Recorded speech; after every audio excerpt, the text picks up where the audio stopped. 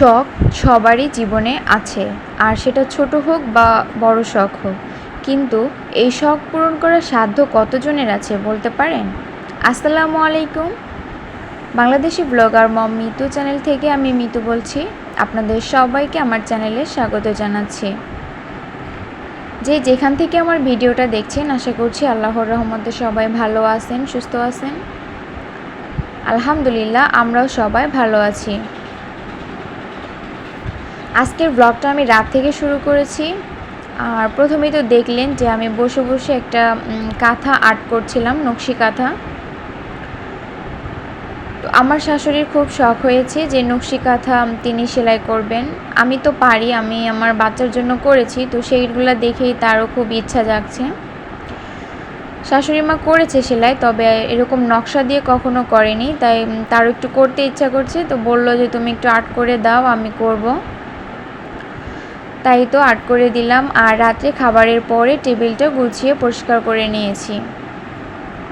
এটা হচ্ছে পরের দিনের ভিডিও। সকালবেলা নাস্তা করে নিয়েছি, এখন এলাম বিছানা এবং বাসা ঘর পরিষ্কার করতে।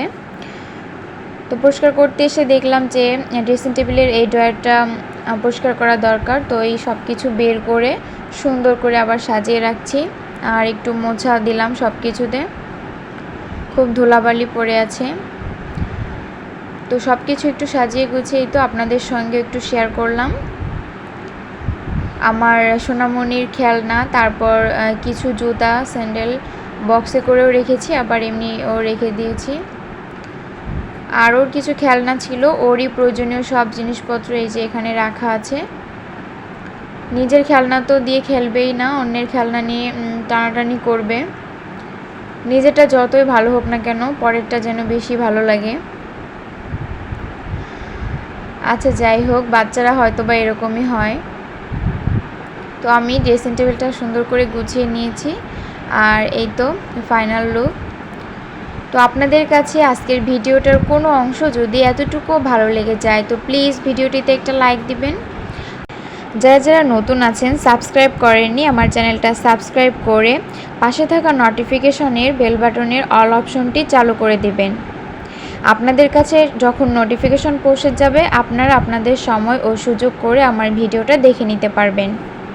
আপনাদের মনে রাখার জন্যই বললাম যে সাবস্ক্রাইব করে রেখে দিবেন, যাতে করে নোটিফিকেশনটা আপনাদের কাছে পৌঁছে যায়। তো আমি বুঝতে পারছি না যে যে সকল আপুরা দেখেন ভিডিও, তাদের কি আদৌ একটু ভালো লাগে কি না। আমি আসলে বেশি একটা বড় ভিডিও দেই না, এই 5, 6, 7, 8 মিনিট বা কখনো 10 মিনিটের মতো। তো ভিডিওতে ওয়াচ টাইম যেন বাড়তেই চায় না, আর ভিউজের কথা আর কি বলবো। ওয়াচ টাইম তো বাড়েই না, দেখা যায় আরও কমে যায়। তো আপুরা হয়তো বা একটু টানাটানি করে দেখেন, আমি আসলে টানাটানি করে দেখি না। আমি যখন কারো ভিডিও অন করি, যদি সময় নাও পাই, দেখা গেছে ভিডিওটা অন করে রেখে দিই, তারপরে এসে একটা কমেন্ট করে দিই সুন্দর। তো বাকি অন্যান্য কাজগুলো এভাবে আর কি করে থাকি। আর এই তো দুপুরে রান্নাবান্না করব, তার জন্য মাছ ভাজি করে নিয়েছি, রুই মাছ দিয়ে পটল, তারপর আলু, এগুলো দিয়ে হচ্ছে ঝোল রান্না করা হবে। আর পুঁই শাক ভাজি করা হবে, আর হচ্ছে এখানে কলা রান্না করছি আমি।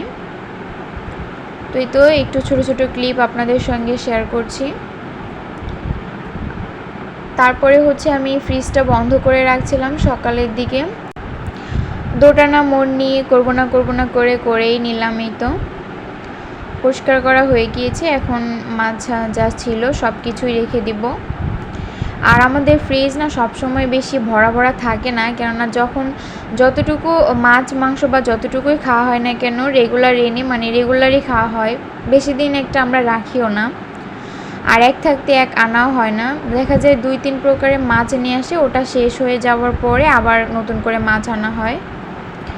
আর কিছু মশলাও রেখে দিয়েছি, আর নারকেলও আছে, কিছুটা নারকেল বাটাও আছে। ভাবছিলাম যে নারকেল বাটা চিংড়ি মাছ দিয়ে রান্না করব। এই খাবারটা অনেক পছন্দ, সবাই অনেক বেশি পছন্দ করে। কয়েক পিস গরুর মাংস ছিল, আর হচ্ছে গরুর যে তেল, ওই চর্বিটা আর কি ছিল, তো ওটা দুইটা মিক্স করে আর দুইটা আলু দিয়েছি, আলু দিয়ে এটা রান্না করব। কিছুটা বুটের ডালও দিয়েছি, প্রেসার কুকারে সিদ্ধ করে নিয়েছি।